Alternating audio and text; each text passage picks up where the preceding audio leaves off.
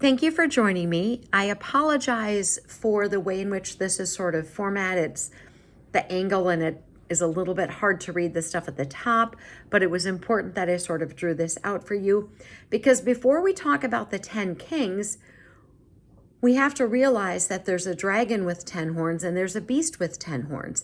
And if horns represent kingdoms, there we already have 20. So what we want to do is kind of look at this because these passages parlay into the 10 kings. And you know from our previous time that we spent in Revelation that there were all these terms: beast, false prophet, dragon, Satan, etc. And that we looked at all of that and what the terms were. And we know that there is a false prophet. We know that there's a beast. We know that there's a dragon, Satan, etc. So we are going to look at all of this. By the way, in the About section at the top of YouTube as well as Rumble, there is my email address, which you can comment below or you can email me, messagewps@gmail.com. So let's get into this. So what I want you to have in your head is that there's different locations that this is happening, and there's different sort of, one's the dragon, one's a beast. Okay, so it tells us here in Revelation 12, verse 3, it says this: "And behold, another sign appeared in heaven. Behold, a fiery red dragon having 7 heads and 10 horns and 7 diadems on his heads. And his tail drew a third of the stars of heaven and threw them to the earth." So we know that Revelation 12, verse 3 tells us it's in heaven. A red dragon with 7 heads, 10 horns, and his tail drew a third of the stars to earth. So that is one location with the dragon with 7 heads and 10 horns. When we get to Revelation 13, verse 1, now we are going to talk about the beast.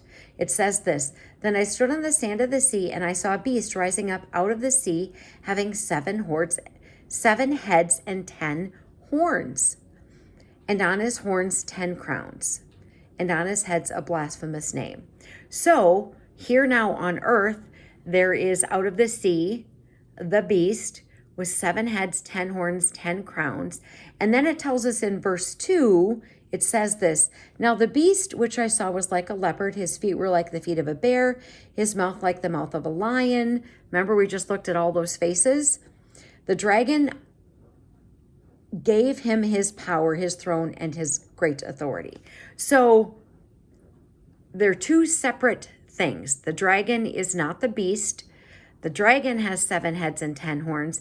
The beast has 7 heads and 10 horns.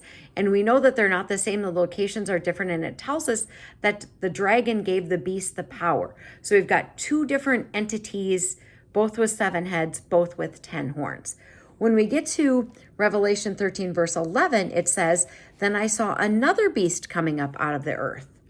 And he had 2 horns like a lamb and spoke like a dragon." So now here's a 2-horned other creature, other beast coming out of the earth. It tells us this in verse 14: "And he deceives those who dwell on the earth by those signs which he granted to do in the sight of the beast, telling those who dwell on the earth to make an image to the beast who was wounded by the sword and lived."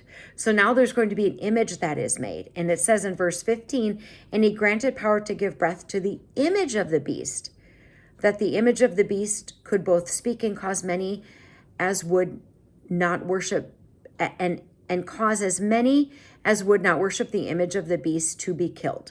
So we have a dragon with 7 heads and 10 horns in Revelation 12. In Revelation 13, we have the beast coming out of the sea with 7 heads and 10 horns, that he got his power from the dragon, 2 different creatures, 2 different entities. Then in Revelation 13, there's another beast who has 2 horns, and then he's going to have everybody make an image, and he gives breath to the image of the beast. So do you see how we've got these different players with different horns? And that is pertinent when we talk about the 10 kings. Armor up, we ride at dawn. May God bless you as always. Have a great day.